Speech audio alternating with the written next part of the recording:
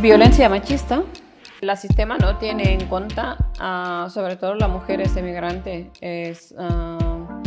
Tenemos que demostrar de 1000 formas para que te crean que está viviendo con un maltratador. Aquí, las mujeres blancas de toda la vida, aquí, que han nacido aquí, que tienen poder, tienen familia y la comunidad no le rechaza. Estas mujeres, si dices alguna cosa, está valorada. O sea, nosotras lo tenemos súper complicado para poder demostrar que realmente estás diciendo la verdad. El entorno no acompaña, el sistema tampoco. El protocolo falla mucho y es un gran problema y gran preocupación y es suma y sigue. Es una pena, pero es real.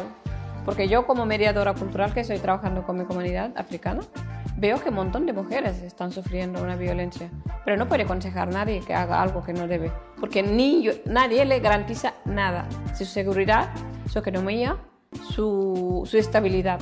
Cuando están haciendo una denuncia, porque han llegado al máximo, porque lo que quiere la mujer es salir de este problema, no denunciar, no pelear con la comunidad, porque no solamente pierde una persona, aquella mujer, pierde a toda la comunidad y su familia. Hay gente que se han llegado a enfrentarse con su familia, con sus hermanos, con su padre. Una mujer, una vez tenga denuncias o dice que le están maltratando porque ha podido demostrar, no lo tendrían que poner tan complicado y tan difícil de poder salir en esta situación. Tendría que tener más recursos